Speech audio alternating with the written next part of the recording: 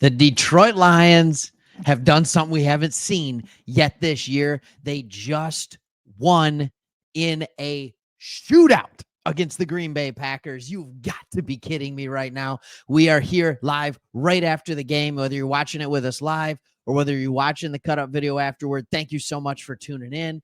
This is the spot that we want you to be at, your go-to place for Detroit Lions football. And what an awesome time to believe that we were able to come up huge with this victory, with a defense that was absolutely decimated. And you could see it in the first half. Aaron Glenn, you got to tip your hat to him. He had such a good game plan going into this one. The first half was absolutely remarkable, but then in the second half, you got to see the Green Bay Packers. They started flexing their muscles offensively.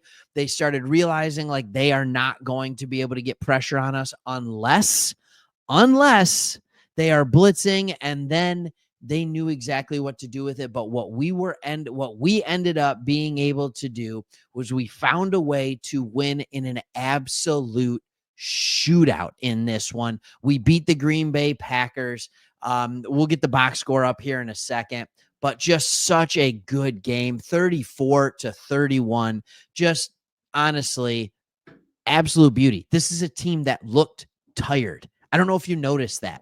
This Detroit Lions team looked tired, and dang it, they should be tired. They had a game on Sunday, all right? Not this Sunday, but the Sunday before, then a game Thursday, and now another game Thursday. It's a game, and it's 3 games in 11 days.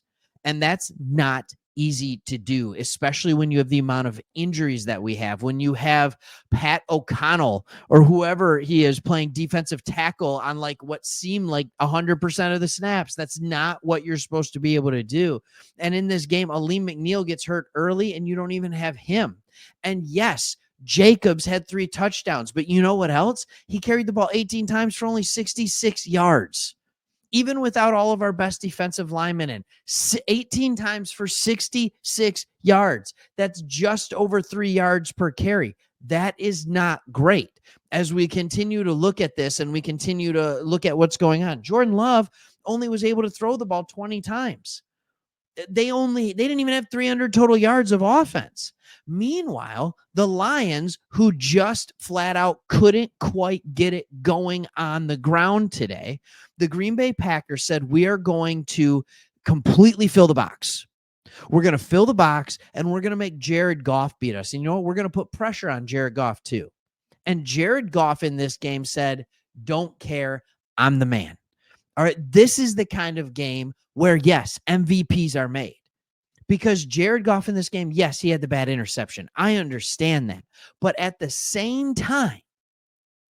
exact same time, he was cool as ice, completing his last 13 completions. And on the final drive, when you have a holding penalty against Ragnow, questionable. I do think you couldn't see it. His left hand was on the back plate.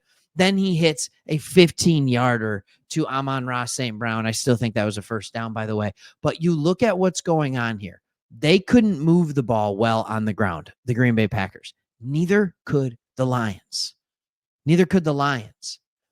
But neither team gave up on the ground. The Packers got chunk plays. The Lions were more methodical.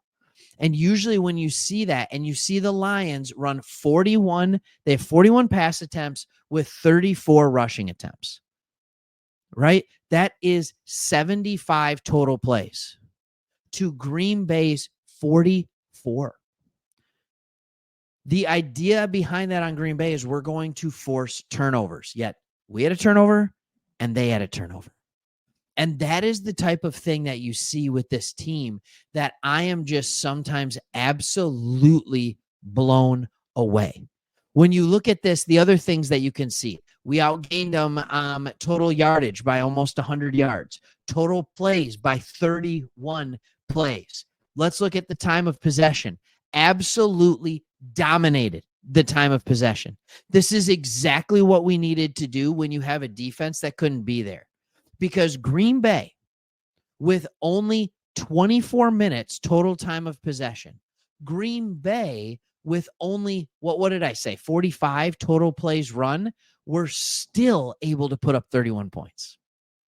They were still able to put up 31 points.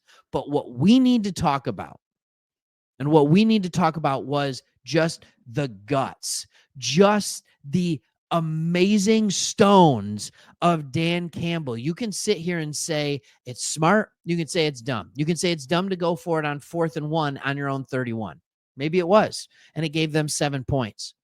You can say it was smart or dumb to go for it on 4th down just to be able to run out the clock so you don't give them the ball with 40 seconds left. But we get a first down and game's over. No drama. No, do we play a prevent defense? How do we keep them away from getting a field goal?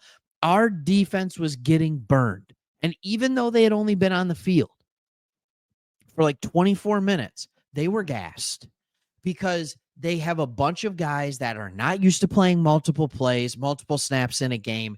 And oh my goodness, Dan Campbell reads the team. If you have our normal allotment of starters in there, all right, if Brian Branch and Aleem McNeil, the 2 best starters that are left on this team, don't get hurt and are unavailable, then maybe he just kicks the field goal and gives the ball back to the Packers with 40 seconds left. But that's not the situation.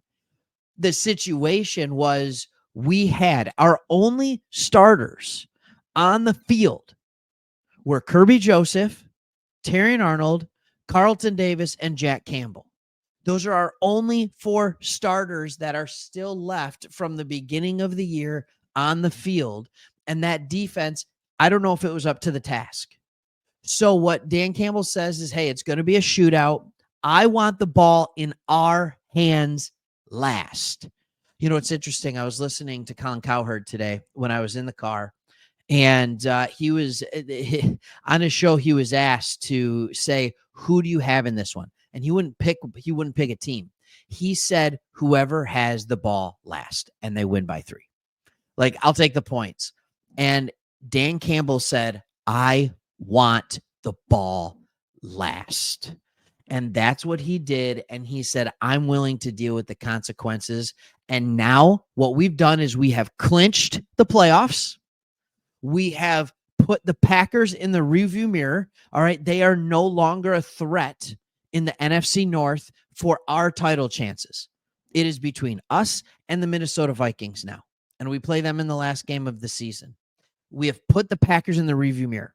We have swept them. So even if they win out and we only win one more game, all right, we still would win the division over them.